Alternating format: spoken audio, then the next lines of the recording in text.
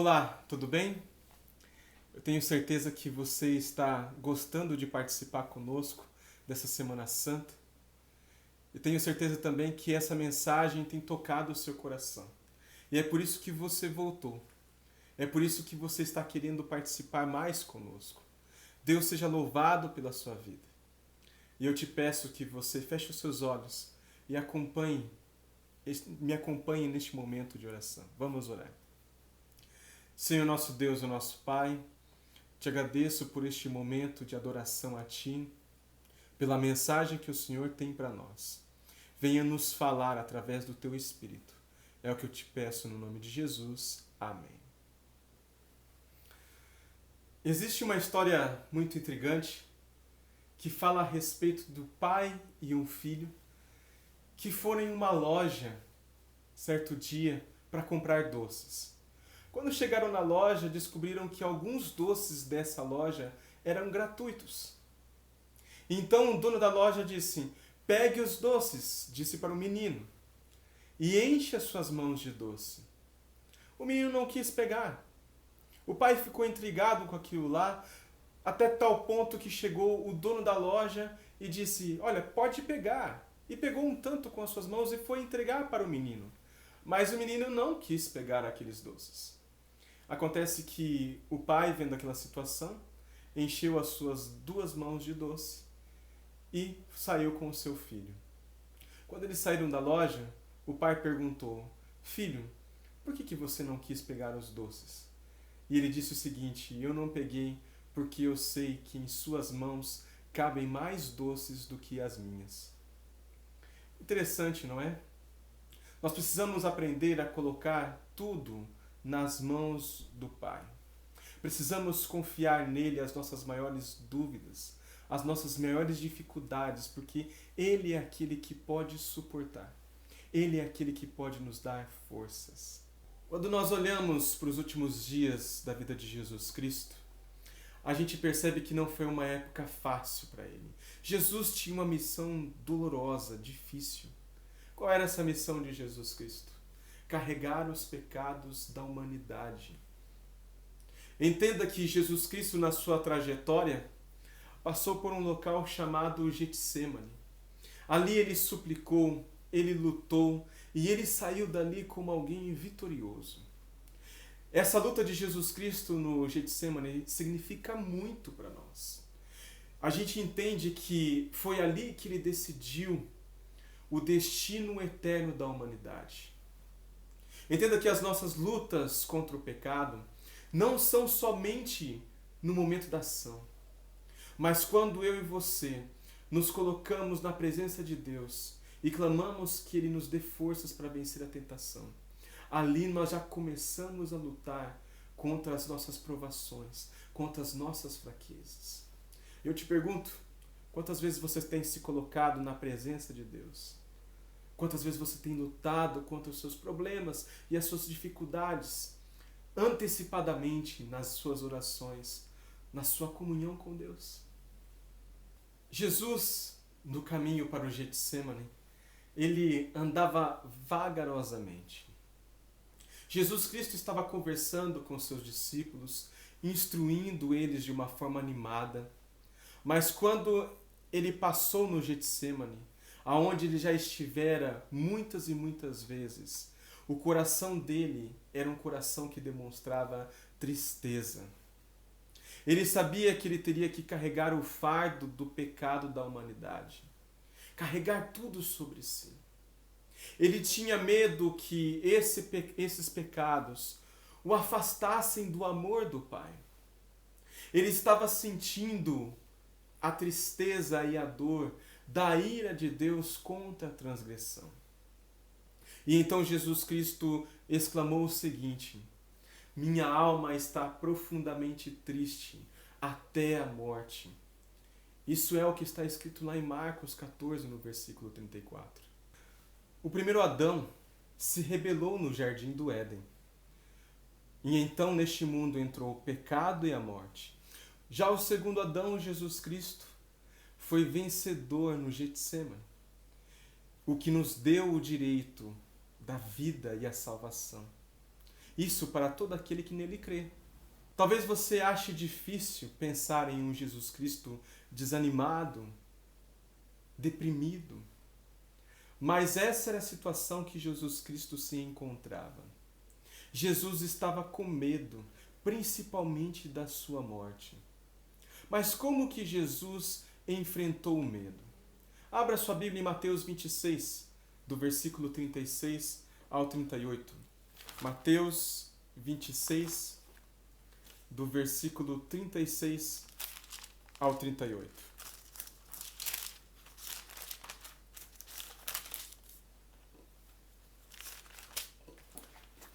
Lá diz o seguinte: em seguida, Jesus foi com eles a um lugar chamado Getsêmani e disse a seus discípulos: assentai-vos aqui, enquanto eu vou ali orar. E levando consigo a Pedro e aos 2 filhos de Zebedeu, começou a entristecer-se e a angustiar-se. Então lhes disse: a minha alma está profundamente triste até a morte. Ficai aqui e vigiai comigo. A primeira coisa que Jesus Cristo fez para vencer o medo foi buscar o apoio dos outros. A Bíblia fala que ele levou Pedro, Tiago e João consigo para o Getsêmani. Ele queria se sentir apoiado. Ele queria um incentivo. Nós precisamos buscar pessoas para nos apoiar e nos incentivar. Nos momentos que nós estamos em estresse, nos momentos que nós estamos em tentação. Precisamos buscar a comunhão dos irmãos, daqueles que podem nos ajudar. Mas o triste é que os amigos de Jesus, ao contrário de muitos amigos nossos que podem nos ajudar, foram infiéis a Ele. Ele buscou incentivo, Ele apoiou eles a orar, só que eles dormiram. Mas Jesus, Ele, vendo aquela situação, Ele busca o seu apoio na oração. E a gente precisa entender algumas coisas também. Frequentemente, quando Deus quer nos dar resposta, Ele usa algumas pessoas que estão ao nosso lado. A gente precisa pedir a Ele sabedoria para nos mostrar qual é a vontade dEle, através de pessoas que são usadas por Ele. Outro detalhe é que os discípulos estavam profundamente no sono. Estavam dormindo, adormecidos. Jesus diz o seguinte para eles: vocês não puderam vigiar comigo nem uma hora. E ele disse: vigiem para que vocês não caiam em tentação. Imagine comigo a seguinte situação. Imagina que você faz um projeto importante junto com a sua igreja e você está organizando esse projeto. Digamos que seja uma feira de saúde, uma distribuição de alimentos ou comida. Imagina que o líder é você, o líder dessa campanha. E então você convida algumas pessoas para participar, você mobiliza todo mundo, você vai atrás de materiais, você coloca ali um carro para estar divulgando no bairro ou alguma coisa assim. E quando chega o dia do evento, ninguém aparece. Como que você vai se sentir? No mínimo, eu acredito, é desapontado. Talvez depois do evento você se encontraria com essas pessoas e diria: onde que você estava? Por que vocês não estavam ali para me ajudar? Eu imagino que foi assim que Jesus Cristo, ele se sentiu. Ele se sentiu sozinho, ele se sentiu solitário. Mas o que Jesus fez depois também, quando ele estava com medo? A segunda lição que eu quero tirar com vocês é que Jesus derramou seu coração em oração. A oração de Jesus Cristo não era apenas nos momentos de crise. Jesus tinha como hábito a oração. E isso era uma ferramenta para lidar com os problemas. Mas ele desenvolveu isso tendo contato, tendo comunhão com o Pai. E isso fazia com que ele ficasse conectado com Deus. E nos piores momentos de sua vida, ele estava de joelhos, clamando a Deus. Mas como Jesus orava? Jesus, em suas orações, ele chamava Deus de Abba, pai, paizinho, papai. Isso expressava uma ternura, um amor, uma bondade, uma proximidade, uma confiança. Quando você e eu estamos passando por dificuldades, talvez num hospital, num tribunal, na solidão ou na dor, no isolamento, na injustiça, na tristeza, na traição, estamos nós chamando Deus de papai? Como você lida com as suas situações? Você está próximo de Deus? Jesus orava a Deus como um pai que podia fazer tudo por ele. A gente sabe que Jesus estava sofrendo demais neste momento, carregando o pecado do mundo inteiro, sentindo a separação da Trindade. Seria possível Deus remover aquele cálice de Jesus Cristo? Jesus poderia recusar não cumprir a sua missão? Se livrar daquele cálice? Ele poderia, sim. A resposta para as duas perguntas é sim. Mas seria impossível cumprir o plano de redenção. Seria impossível a remoção dos nossos pecados. Seria impossível nos ajudar e nos livrar da condenação eterna, se Jesus não tivesse cumprindo a sua missão. Qual é o seu cálice? É uma provação, uma crise, uma dor? Entenda que Deus, ele pode sim remover o seu cálice, mas muitas vezes ele não remove. Entenda que Deus pode tirar o seu sofrimento, mas às vezes retirando o seu sofrimento, você não cumpre o propósito que ele tem para você em sua vida. Entenda que se ele tirar o seu sofrimento, você pode deixar de levar muitas pessoas a Cristo Jesus. Entenda que o que você está passando é um momento para você crescer na fé e ser usado por Deus. O interessante é que Jesus Cristo, ele foi usado por Deus e ele foi honesto. Quando ele pediu para que Deus tirasse o cálice dele e ele percebeu que o Pai não tinha respondido nada, sabe o que ele respondeu para Jesus Cristo? A resposta está em Lucas 22, 42. Ele diz assim: contudo, não se faça a minha vontade, e sim a tua. Jesus Cristo, ele foi tentado no jardim, ele agonizou no jardim, mas ele decidiu que a vontade do Pai era o que tinha que ter sido feito na vida dele. Ele teve essa difícil escolha. Qual é a vontade de Deus para nós? Quando a gente vai para Romanos 12, no versículo 1 ao 2, lá diz assim que Paulo dizendo: rogo-vos, pois, irmãos, pela misericórdia de Deus, que apresentem os vossos corpos por sacrifício vivo, santo e agradável a Deus. E não vos conformeis com este século, mas transformai-vos pela renovação da vossa mente, para que vocês experimentem a boa e agradável e perfeita vontade de Deus. A vontade de Deus é que você e eu entendamos a vontade dele em nossa vida. Engraçado, não é? Saiba que nem todo sofrimento ele vai nos livrar.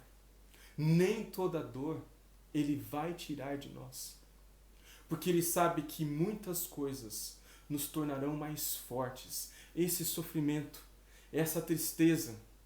Entenda que esse momento que você está passando é um momento para Deus te deixar mais forte. O casulo da mariposa imperador parece um balão.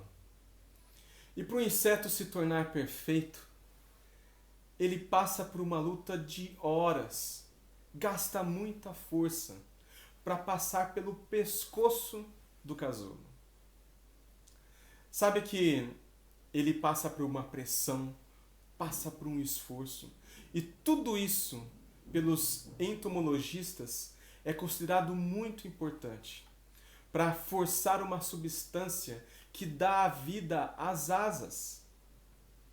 Imagine se alguém desinformado vai lá querendo ajudar o inseto e corta um pouquinho do casulo. O que aconteceria? Ele não teria forças em suas asas. Ele teria que se arrastar ao invés de voar. Isso acontece conosco. Muitas vezes a gente pede para Deus nos livrar dos nossos sofrimentos. Mas quando Ele nos livra, e muitas vezes a gente se livra, dá um jeito de desviar, de não passar por aquele sofrimento, a gente tem asas, mas a gente fica no chão se arrastando. Tristeza, sofrimentos, angústia, dor, fazem parte muitas vezes do processo de Deus de refinamento, para que a gente se torne mais semelhante a Cristo Jesus. Muitas vezes esses processos são lentos, muitas vezes a gente perde a noção, nos sentimos fracos demais, mas através da graça de Cristo Jesus, nós somos vencedores. Quero fazer uma pergunta para você. Você está disposto a fazer a vontade de Deus a qualquer custo? Mesmo que isso faça com que você sofra, com que você passe por dificuldades? A terceira lição que nós temos é que Jesus recebeu conforto e força de Deus.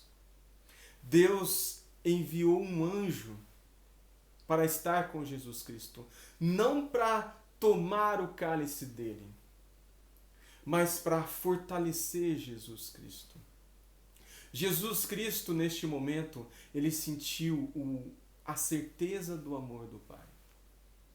A agonia e o sofrimento, eles não cessaram, mas a sua depressão e o seu desânimo, eles foram embora. George Morrison disse o seguinte: toda vida tem o seu Getsemane, e todo Getsemane tem um anjo. Deus mandou aquele anjo para consolar Jesus Cristo, para dar forças para Jesus Cristo. Entenda que Deus, da mesma forma, vai te ajudar. Ele estará com você. Ele promete isso na Bíblia. Ele diz: não temas, pois eu estou com você.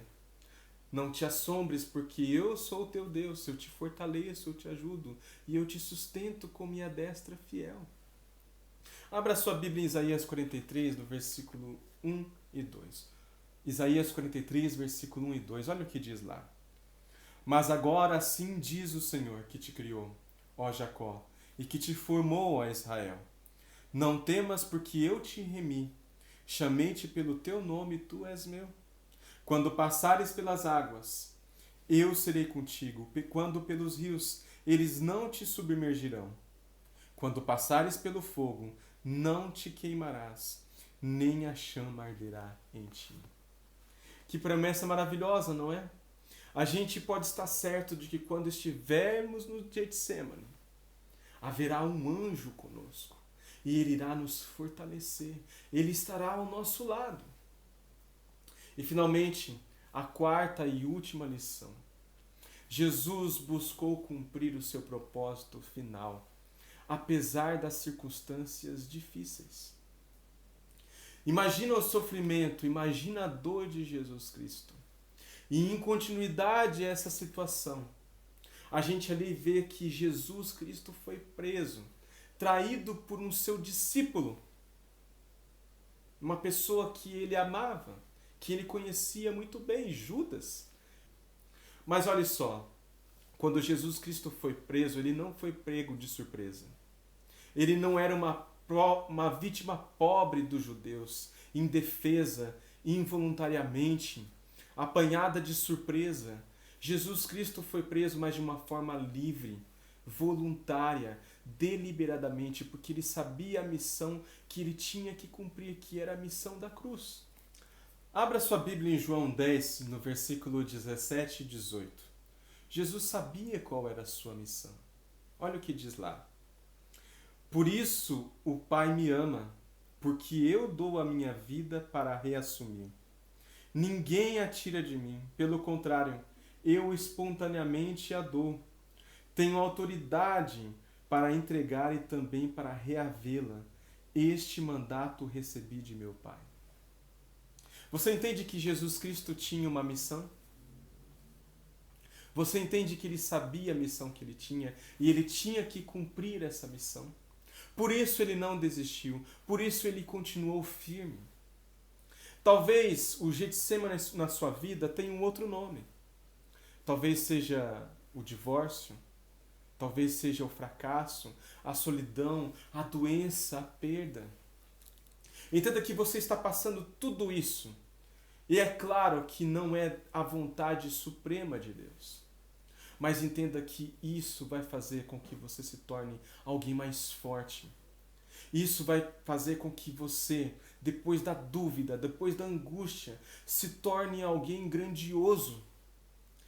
Alguém que cresça em conhecimento de Cristo Jesus.